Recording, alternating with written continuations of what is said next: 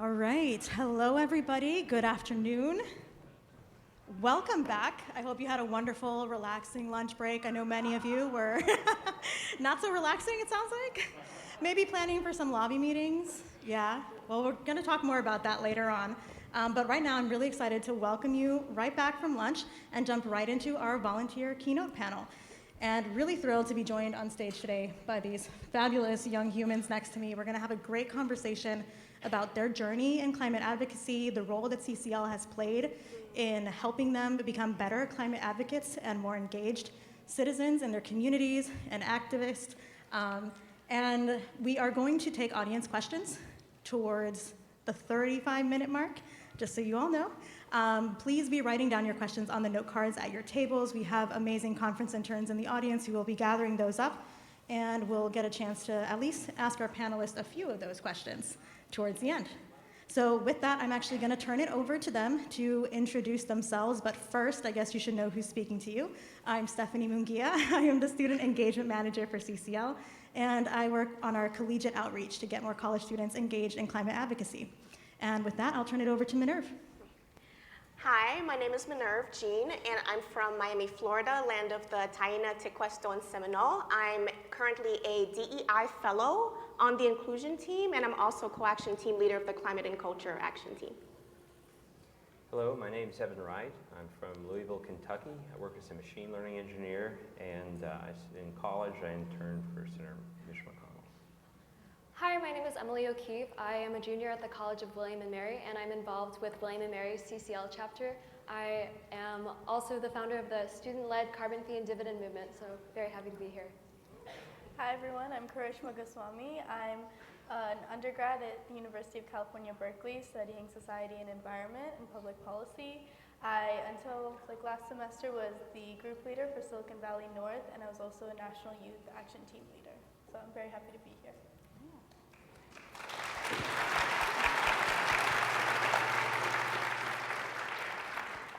So as you can see, we've got a lot of young faces on stage today, but clearly all very impressive. They've been engaged in CCL and climate advocacy more broadly in a variety of different ways.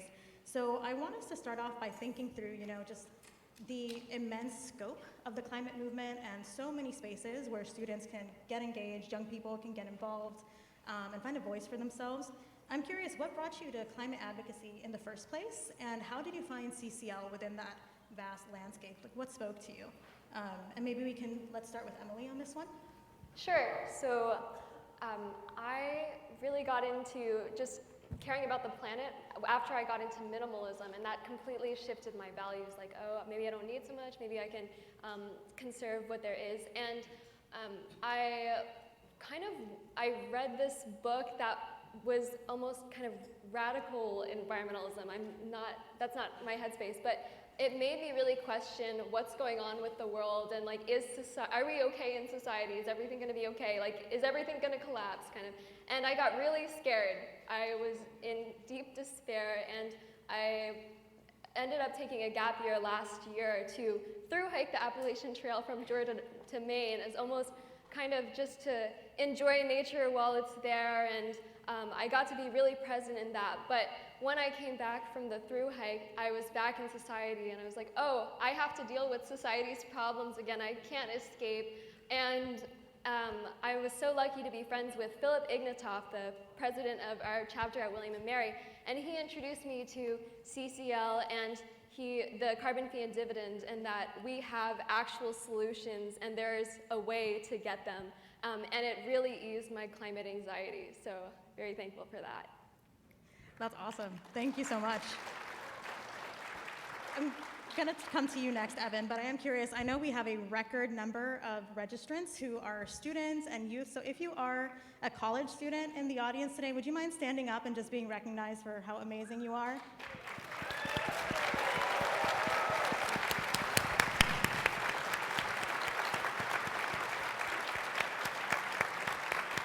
Thank you all. Thank you so much for showing up every single day, not just today, but really being out there all the time and helping us reach more and more people in the climate movement. So Evan, what about you? How did you find climate advocacy in CCL? Yeah, the environment was always really important to me, conservation. My father would take me, horseback riding and fishing, but I never really felt like I had a place to call home when it came to climate advocacy. I just always thought, those seem like really angry people that are yelling all the time, and they're saying everything's doomed anyway, so we might as well prepare for the change instead of doing anything to combat it.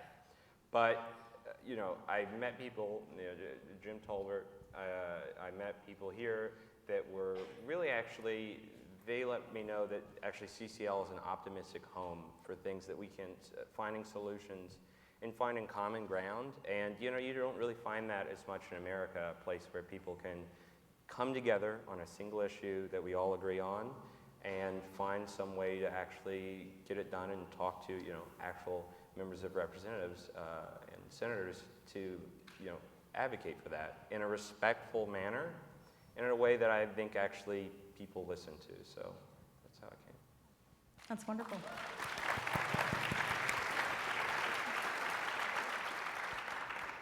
So at CCL, we are proud of a great many things. I think we had a rallying speech this morning from Madeline about some of those things that we can be proud of. But something that I think about often in my role, engaging college students, is how can we translate these structures that we have to support our group leaders and our chapters to be very successful to a college student environment, to a young person, to empower them to stay engaged. And I know that a couple of you on here have really leaned into leadership roles in some of those structures. So I'd love to hear from Karishma first. How has sort of the structure of CCL, the way we organize ourselves into action teams, into teams within our chapters focusing on different levers of political will, how has that empowered you to be a better climate advocate and really get more engaged? Yeah, of course. One thing I love about the way CCL is structured is that there are so many different leadership roles and so many opportunities for you to take on more responsibility if that's something you're looking for. Before becoming a group leader or National Youth Action Team leader, when I saw things I wanted to change, or when I had an idea for a certain social media movement or something like that, there were always people I knew I could reach out to. One example is I ran a Twitter Thunderclap campaign a little while ago. I went to a meeting with my Congresswoman Anna Eshoo and her staffer, and they mentioned that, I asked them, what do you want youth in your constituency to be doing for climate? How can we help? Oh, sorry. And one thing that her staffer, Nicholas Hargis, mentioned was social media movements, and he gave me the term Twitter Thunderclap. And so after that meeting, I looked into it more. I realized it's a social media movement where essentially people post with the exact same hashtag and the same kind of general message at the exact same time in hopes that certain people will see it. And so from there, I created a hashtag Twitter Thunderclap, and we went from there, and I worked with people in my chapter and also people on other levels of leadership to have that campaign get started, and that's something I did without any real formal leadership position. And then from there, I also started the youth blog writing team. I saw that our main CCL blog didn't have a lot of space for youth voices, and I noticed that recently a lot of younger people have been rising in the climate movement, and I wanted their work to really be spotlighted. And so I started a column on the main CCL blog. I reached out to Destiny, who was running it at the time, and started publishing spotlights on there. And then the National Youth Action Team saw it, and I told them about it when I became a National Youth Leader, and we decided to move the blog onto the CCL Youth website that was just being engineered at the time and is now, there in full force. And so all of the spotlights and things like that were there, I was editing, I was publishing at the time, and I've now passed on to someone else. So those are like a couple of examples of just where the openness of CCL's leadership really gives you opportunities to, grow into a role, to start campaigns and movements. All you have to do is, have that idea and really push for it, talk to the right people, find people who will support you, and there are always people to support you in CCL, and the amount of things you can do is absolutely incredible.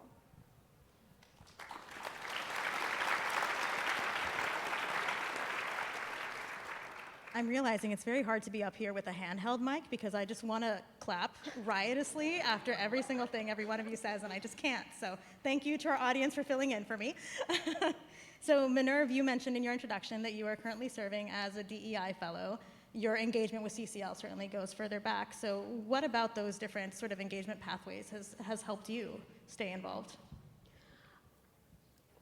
That's a long story, but I will keep it short. But so when I first joined CCL, I was looking for a way to use my voice in the space of political advocacy because I am someone who does love to engage in politics and use my voice for aspects that I believe in. And I think that one of the most important things about CCL's leadership, and especially with the teams I've worked with, is the sense of community and the safe space that I've been provided to exercise my voice. And so I'm a person who can be shy at times, but with the various leadership teams that I've worked with, Karina from the inclusion team, shout out to Karina, and also Susan Adams and Priscilla Talley, I was encouraged to bring my ideas to the forefront of the action teams, from collaboration to hosting my own meetings to even outreaching to speakers outside of CCL, bringing them in and having them speak to our volunteers so that they can also take away something that I think would be really beneficial for that specific team or for CCL as a whole, because at the end of the day, we do want to learn and we do want to become leaders in our own communities. And I think that that encouragement was important, that led me to saying, okay, I can be an action team leader, and I can also be a DEI fellow, and I can also continue these initiatives that I'm really passionate about because I'm given that platform, I'm given that safe space, and I'm also given the encouragement and direction to do so. And as reference, it's really easy to connect with people and find those resources and support. If you don't really necessarily know where to start, the answer is right there within CCO. You can ask a member of leadership, or you can even connect with your own volunteer members because everyone brings something to the table. So it's really helped me to develop my leadership skills and become a more confident leader in what I believe in.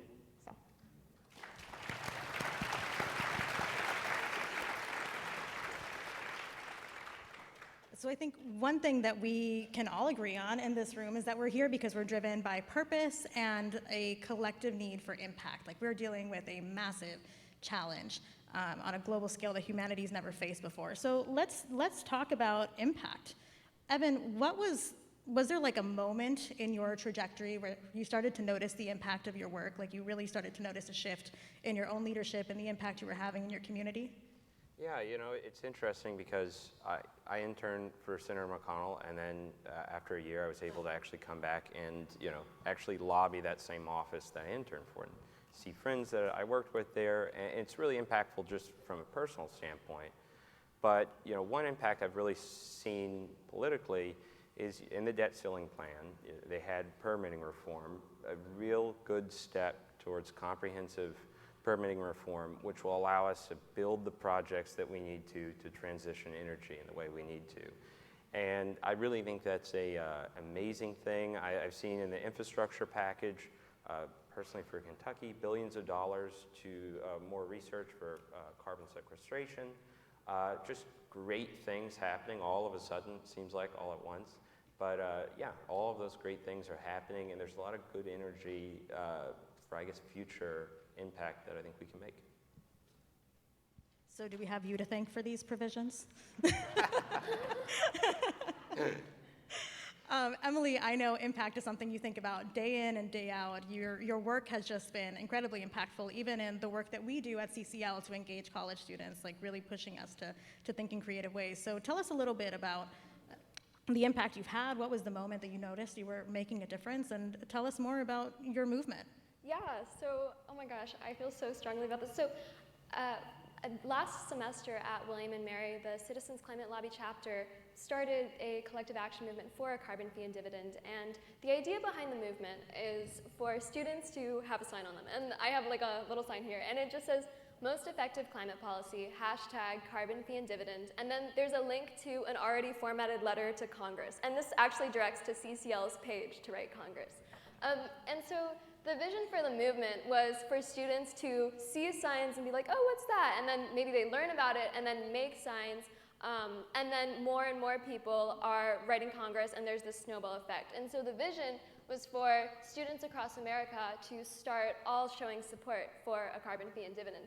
And I have some photos. So this was the first day of the movement at William & Mary. This is like me at a dining hall table with a sign for a carbon fee and dividend, thinking like, yeah, let's start a collective action movement. And this is maybe like a week or so into the movement, more people at William & Mary are showing support, all having signs. And I even kind of, what people do a lot of the time is put them on their laptops. They'll just like tape them. And there will be students at William & Mary with laptops and signs on them, which is so cool. And it's just like a constant advertisement for the carbon fee and dividend. And then this is kind of where, and this is the kind of advocacy that we do. So we do like flyers, passing out stickers. There's flyers everywhere on William & Mary's campus about carbon fee and dividend. We write on blackboards, whiteboards, tons of presentations, and we do giant chalk murals. And so it has been really cool, and this is kind of where the movement is getting. It's growing, and it's so exciting. Yeah.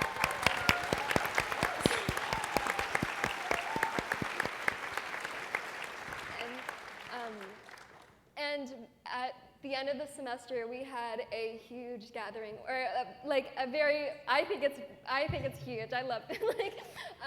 And so it's just, we will continue to do this, and we're working with other climate activists and other colleges to help spread this. And so we're really excited.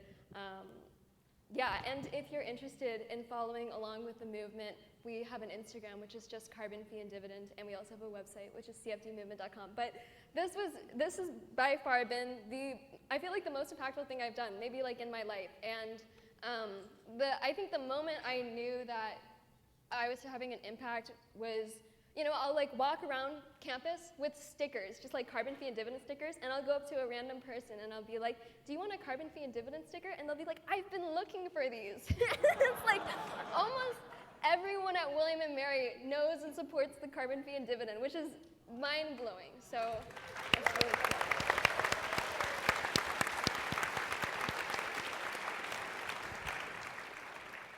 I think the takeaway from this is that we sometimes overthink things. Like, I didn't think that putting a piece of paper on the back of a laptop was going to be this effective of an outreach mechanism, but thankfully we have young people like Emily and Philip, who I know is in the room somewhere. Philip, can you stand up wherever you are? Hey!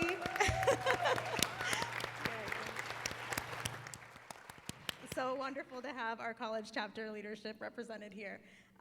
So I think maybe we just need to simplify things sometimes and don't have to worry about fundraising for a billboard. You've got billboards on the back of your laptop now.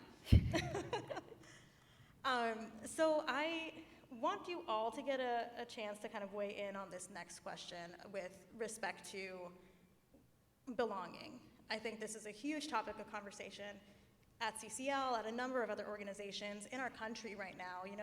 There's so much division. It's so difficult to create spaces, like you said, Minerv, like safe spaces for people to explore these issues. Like Evan, you referred to places where you can show up as your full self in the environmental movement without having to identify as progressive or only be known as a conservative, like actually be Evan Wright, this amazing climate advocate.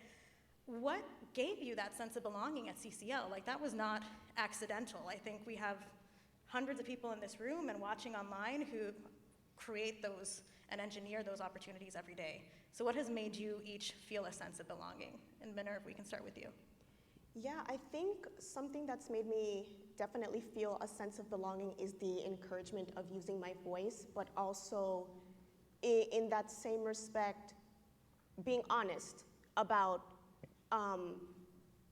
things that, because again, we're always trying to learn and grow and become better than we were yesterday. So things that CCL can do even better to create a safer space for people, and also help volunteers who might not necessarily look like me or you come in and feel that same sense of safeness. So, and then I also want to note that coming into CCL, and in general, there's this, it was a couple of years ago where I learned about having the mindset of learning things, but also unlearning things. So leaving behind whatever biases at the door, because at the end of the day, we come in and we have one simple goal, and that is to save the climate. So, yeah, that's what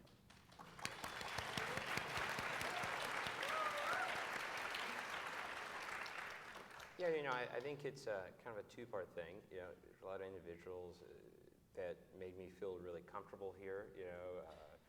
State director, Teresa Warner, Zori Zimmerman, my friend John Kolb.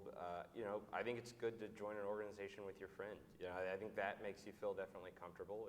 If you feel like both of you all can be a part of it, that's a great thing. And the Conservative Caucus here, it gives us kind of a space where you can meet like-minded people who are having the same sort of discussions maybe with other conservatives. And I think that while recognizing that we can all come together at CCL and accomplish something, sometimes it's good to have our different action teams, our different affinity groups, to where we can break out and have discussions with like-minded people, And I think that, but it all starts with the culture of CCL. If it didn't have a culture of acceptance and bipartisanship and just a dedication towards a single goal, I don't think that would be possible.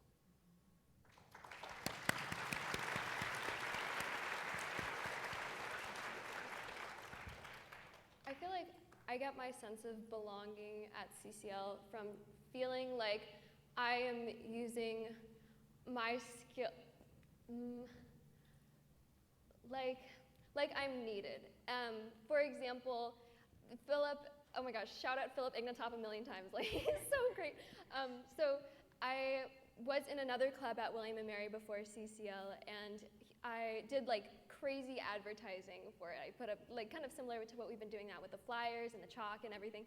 And Philip Ignatop, my friend, he was like, wow, you're really good at this thing, and would you be interested, I know you care about climate change, in bringing it here?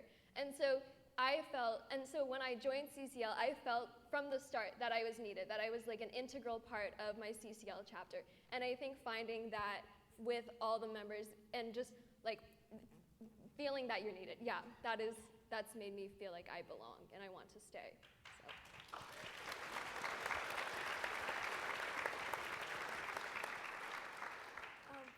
For me, I think two things that really promoted my feeling of self-belonging came, one from the people and two from different like structural elements. The people I've met through CCL have been absolutely incredible. When I first joined, I had heard about CCL from Dan Marshall. He was giving like a little TED talk at my high school, and he took me out to coffee and he explained everything about CCL. He taught me about EICDA. He had a couple pins and little brochures, and he kind of walked me through all of it. And I think like the weekend I had joined, there was a conference in California, and I was a freshman in high school at the time, and Paula and Carl Dans offered to drive me to the conference. And so they took me there, and they introduced me to everybody they knew. They took me to all of the different like keynote panels and whatever we were watching, and it just felt amazing to not have to go through that alone. I think that joining a space where you don't really know the other people, it can be intimidating at times, especially as like I don't know how old I was, like 14, 15 at the time. And I think it was amazing the community that I saw in CCL and just how they supported me every step of the way. I think also small things like when you're doing a chapter meeting, shouting out someone who is doing some incredible work, thanking them for the effort that they're putting in, acknowledging what they're doing is always so important, because it can feel like you're not making a difference when you're doing really small things, especially with the climate issue. I think it's just such a huge issue, and climate anxiety is something that we all feel. Climate fatigue, where we're doing this work and we feel like we're not having an outcome. And so having people that you are comfortable around acknowledge that change that you're making, tell you that you are making a difference, I think that can also really, really help. And the other thing I would say is like structural elements. In our chapter, we had, I think, one of the largest youth action teams, us and then a couple of others. We worked really hard to get youth involved. We created what we called a presentation toolkit. It essentially had slides, instructions, speeches, basically everything you need to give a presentation at a high school. And that way, it wasn't just the limited group of youth in CCL in our chapter who were giving those presentations. Anybody at any high school, any middle school, whatever, could do it using that toolkit. And that helped to bring a lot of people in. We started actively using social media as a tool to bring in more youth. With the blog, I tried my best to spotlight conservatives and people of other races and other ages and whatnot, so that people could see that it's not just this one set of people who are working on climate. It is a vast array of people who care about this issue and who can make an impact. And so I think that really, especially if you're a group leader, really actively looking for the groups that are not represented is hugely important. And the final thing I'll say is, as a group lead in Silicon Valley North, we made that an integral part of our structure. So we had steering committee meetings pretty much annually, and then each group leader oversaw a couple of different action teams, and those action teams had various goals that were directly related to diversity and inclusion. So an example could be that with our LTE team, we wanted to make sure that they weren't just publishing in the same newspapers, they were also publishing in areas with maybe different demographics, so that we could attract volunteers from those regions, and things like that. And so when we checked in with those action team leaders, we made sure that they were making progress in those goals, that they were very specifically targeting certain demographics and certain groups to ensure that our chapter became more and more diverse, not by chance, but because of active effort and outreach.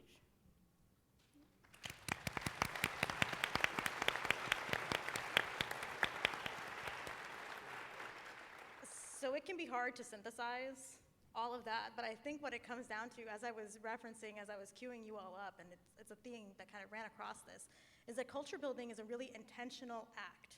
It is not something that happens passively. And Karishma, you've just done a great job giving us a little bit of advice of best practices. I'd like to give you all an opportunity to kind of chime in and share from either in your experience what was really effective, or maybe less effective, because you've got a captive audience of lots of climate advocates, group leaders themselves, people who are onboarders for their chapters. What can we be doing better to really engage people like you, or what went well when you were coming on here? Because we have thousands of people who join CCL, and not many of them end up on this stage because of the accomplishments you've all had. So what worked? How do we make more of you? How do we make more Minerves and Evans and Emily's and Krishnas? Well, I would definitely say one of the main things is, and again, I will keep referencing this, coming in with an open mind and then being willing to take action steps. So it's the willingness to learn, it's the willingness to understand that not everyone in the climate movement looks like you or comes from the same background, and then it's also the importance of acknowledging other climate experiences. So let's say, okay, I'm from Miami, so there's flooding all the time where I'm at. And I was just telling people where I once lost my car due to flooding, total loss. So I wouldn't want to come up to someone who's in the same group as me, right, CCL, and have them say, well, flooding doesn't happen where I am, but that doesn't mean it's not true. Flooding does happen, but in a different area. So it's important to take that experience, acknowledge it, know that it happens, and then work towards a solution as well. Acknowledging and validating different climate experiences helps to ensure that we're all working towards that same goal and not turn anyone away or make them or their experiences feel less than, because that's not what we want. We want everyone to be at the table of climate change solution, where everyone's voice is equal and where everyone has an opinion and is working towards an active solution. So I think that is a really important thing to do. If you're dedicated to climate work, then you are dedicated to creating safe spaces where people from all walks of life come in, talk, and we network, we mingle, we work towards that certain goal. So that is the one thing that I think will always work. It's coming in with the open mind and remaining respectful to people's experiences. And then I also want to do a quick shout out, but the inclusion team is actively working on a diversity and inclusion action team, which I encourage everyone in here to join. Our first meeting will be in July, but it is taking initiatives to pretty much have conversations. They might, however difficult they might be, without those difficult conversations, we cannot move forward. So we're having conversations and we're having collaborations, speakers, workshops, webinars on how to approach different groups in a very respectful and open-minded manner, because CCL's values does have to tie in to, again, open-mindedness, working towards the collective goal. So, yeah.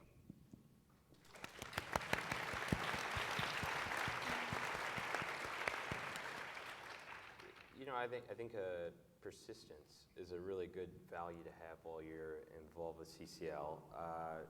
Even if it doesn't seem like you're making an impact in the office, if you're lobbying there, it may not seem like directly, there's no change in the members' policy or whatever. But you might be making an impact on the staffer that you're talking to. That staffer might go on then to run for office themselves, and you made that impact, and now they have knowledge they didn't. Or if you're trying to get someone involved. I did not pick up my phone on the first time that CCL called me. I thought I was too busy, like in college, doing other stuff.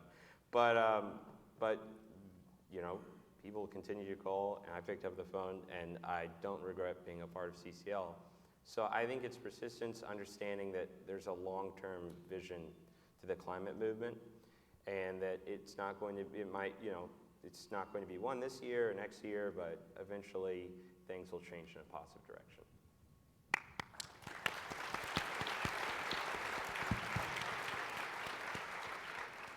And I just wanted to say I totally agree with the persistence, especially with the carbon fee and dividend movement. Just from the start, there have been times when it's like, oh, is this going to work? It's so small right now, and then we just keep going and we keep putting out content and keep making signs and doing presentations and everything. And I think it's been paying off. And then also something that I just was thinking about with the CCL chapter at William & Mary, I think maybe 95% of the people in our chapter have joined just because they're friends with someone in the chapter.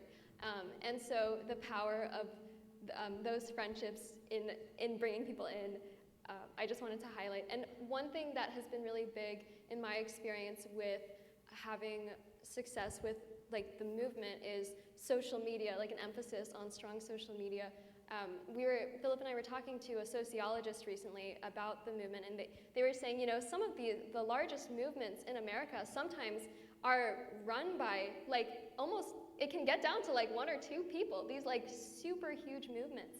And, but we never know that because social media amplifies what we do on an 100,000 times scale.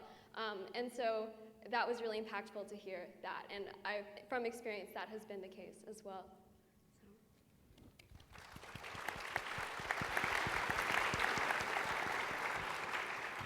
I would say, I think another key to success is that you need to constantly be engaging people. Our chapter was struggling a lot with burnout during the Zoom and COVID eras because you're not connecting with people, you're not talking to people. It's hard to feel that energy, when everything is through a screen. And so one thing I would say is don't undermine potlucks and things like that where you're getting together with your other members, things like this, like conferences where you see how many other people care about this issue and you get to see how many people are working towards the same goal. I think that's hugely, hugely important because you can often feel very isolated, I think, when working in this movement, especially because sometimes the change is so slow. And so making sure that you have friends, I think is something that multiple people mentioned, people that you're close to is really important. The other thing I would say is important, and this is coming from me because I'm from California and my representative, Congresswoman Eshu, has been behind DICDA. She's a great partner to CCL. And so it's sometimes hard, it's kind of where we feel stuck sometimes, we don't know what to do. And I think that's why it's so important to constantly have something new that you're working on. A lot of the movements that I mentioned, I also hosted resolution workshops where I was working with people from across the country on passing high school resolutions and doing climate legislation in their districts and things like that. Where we had that project where we had the presentation toolkits. We also started to reach out to local chapters in California to help them start building up their youth action teams. I think it's really important to constantly have new things, new exciting things that you're working on, especially if you're a group lead, making sure that your chapter knows what their goals are, what not just the long-term goal is, what the immediate goal is, and so that they can feel like, oh wait, we just achieved this one small thing, and that's the next step towards this big overarching goal. That way you feel like you're accomplishing something. And I think as a volunteer, just trying everything is really important. I think Emily was talking earlier about how she found her niche with the type of advocacy she's doing. I think each and every one of us has kind of found our niche within CCL, but that took a lot of trial and error. That took being part of every action team your chapter offers, lobbying and working with social media and doing whatever CCL has to offer, doing LTEs and whatever, and trying to just figure out what your niche within climate advocacy is and what you want to be doing. I think then you find a real passion. You find that you're very good at the specific thing you choose to focus on. That also can help you find greater success and also just continue to be engaged and not feel kind of burnt out or fatigued.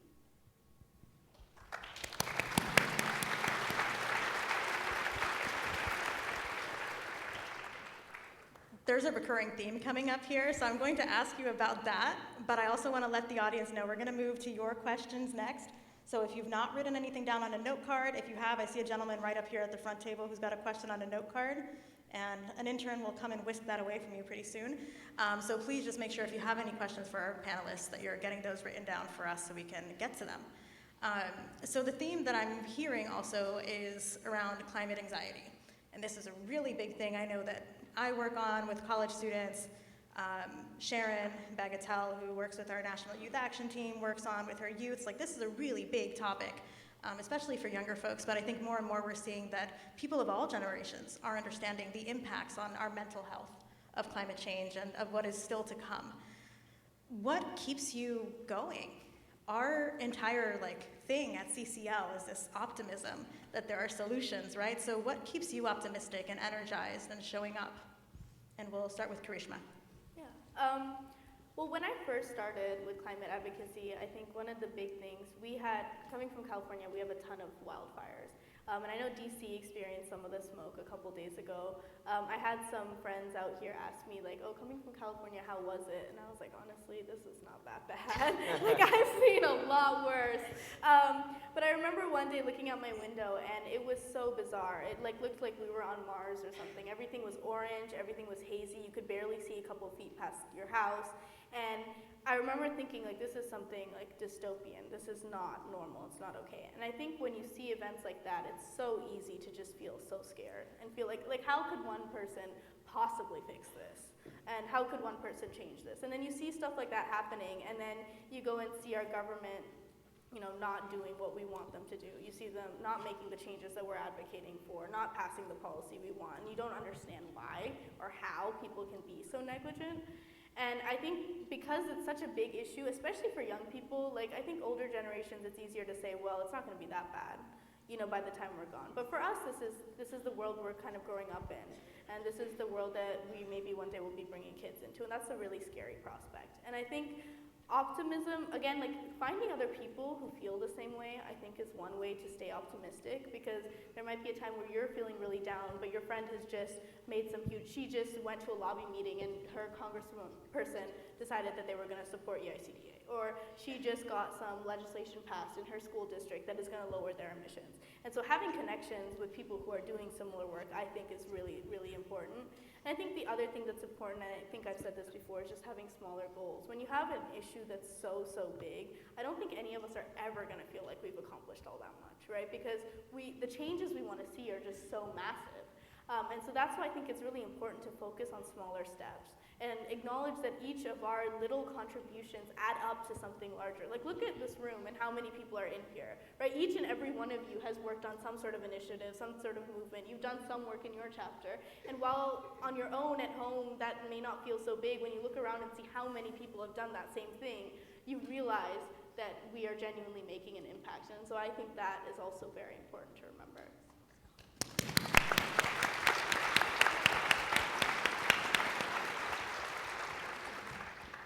So the haze a couple days ago, that was shocking as an East Coast person who's never experienced something like that. And it's stuff like that makes me think, if we don't do something now, what is the future? Is it gonna be like that a lot?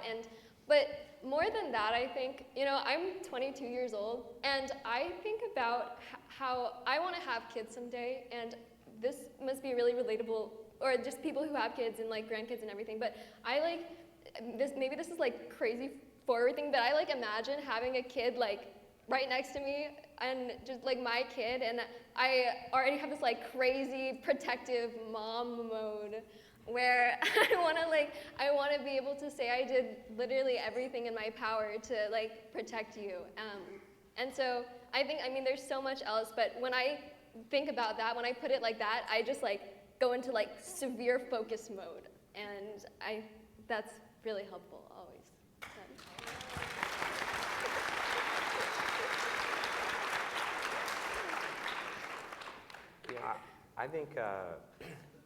I think even through adversity, people still have really fulfilling lives. My grandmother grew up in Kentucky when she couldn't vote and couldn't, use certain restrooms or restaurants. but she still had children, and she still had great memories and a great life. But at the same time, she was active in the civil rights movement, and a big portion of that with Martin Luther King was a positivity of showing the positivity of the movement. And the belief was, if you show how positive your movement is in the civil rights movement, it makes the people that oppose you, when they're turning dogs or hoses on you, they look really negative, and that doesn't look like that's the right side of things. So when you keep the positivity and you keep the optimism, it really makes you look like the good guy. Because people like that. People like optimism. They want to think that there's a future ahead. They don't want to think that there's not a future ahead, because then what's the purpose of doing anything? Because people want to do things for the next generation, and they want to think that there's a future. So I think it's keeping that positivity because you have to, but also keeping that positivity because if other people in other generations could keep their positivity during really terrible moments in history, then I think we can do the same through this crisis.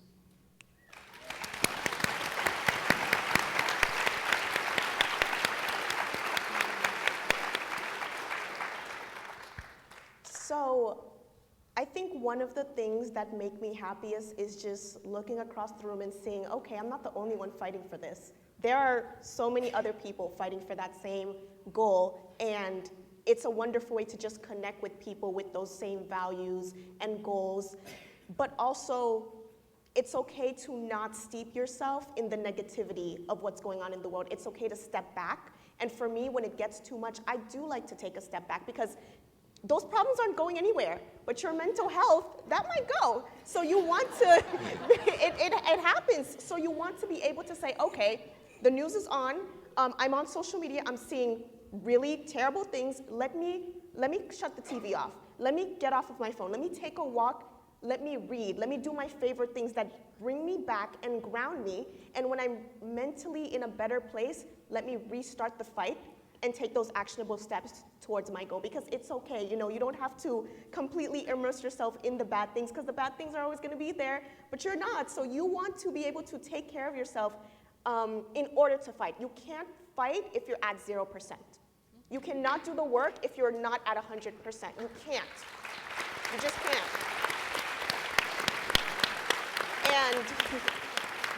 And the power that you have is that you are able to control your reaction to things. It might be negative at first, but you can also take a step back and think, okay, I'm gonna go do some of my favorite things to kind of recenter me, and then I'll come back and tackle the issue with a better mindset, a clearer perspective. It's all about taking care of yourself first so that you can take care of what's important to you. And so I find that really helpful.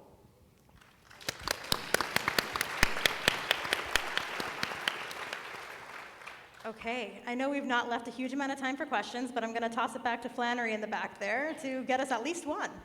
All right, we have a couple of questions about university chapters, so I'll combine some. This question says, one of the challenges for our campus chapters is maintaining continuity as current leaders graduate and move on. And another question was asking about, do college chapters coordinate with their local CCL chapter? So can you talk a little bit about that continuity idea, or how you tie into the CCL community at large in the area? Well, something that Philip Ignatoff, again, has been working on, as he just graduated from William & Mary, and as the leaving president, he set up a meeting with the new leadership, and he created this really organized Google Drive of all these resources and walked us through, this is where, if you need this information, then this is who to call, this is, these are the presentations.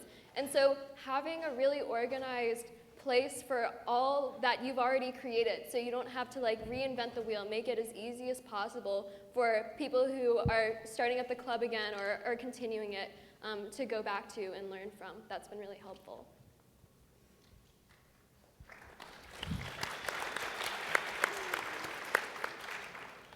I'll pick up really, really quickly on one thing. We've got some campus chapter leaders in the room. Philip, who you've heard a lot, Max Arkilovich, who's here from University of Oregon. Find them, ask them about their strategies for this and how they interact with their local chapters as well. They have wonderful stories. Okay, and last one, very quickly. How to combat climate fatigue, especially among the younger generation?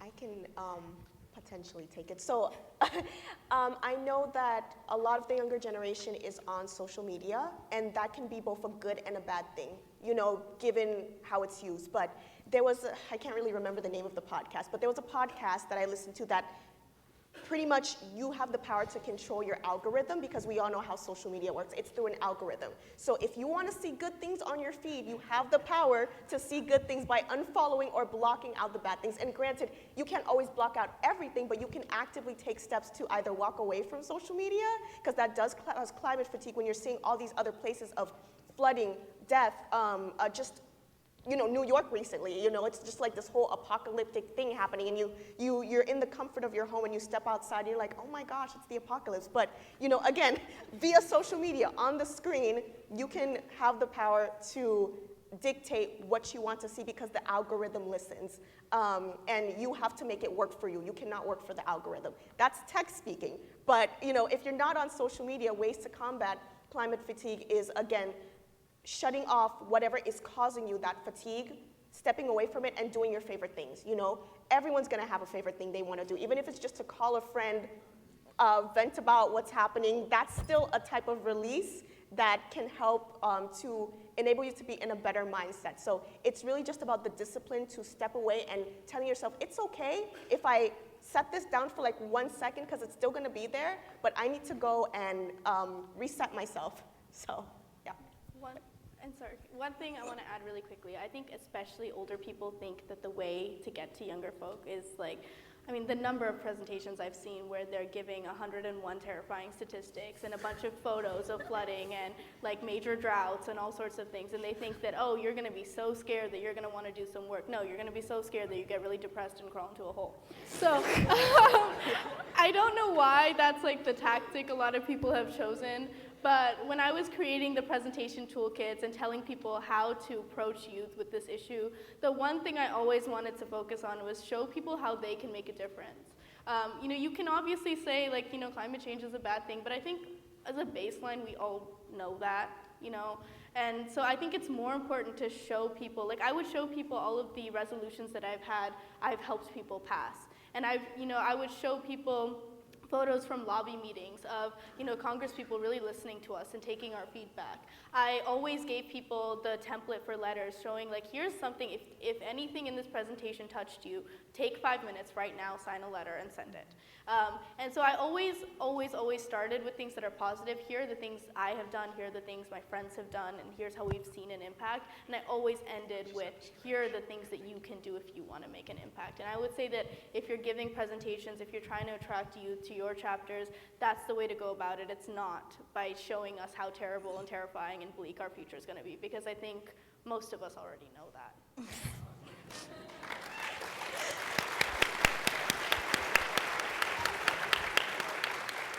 I don't know if that's a terribly bleak thing to end on or an optimistic thing to end on, but I'll just end with so much gratitude to the four of you for all of your amazing work. Please come find them throughout the conference. They're going to be around throughout the afternoon. Minerve and Emily have been integral parts of why this conference is operating this weekend as conference interns. So please go seek them out, ask them more questions, and thank you to all of you for your great engagement. We really appreciate it.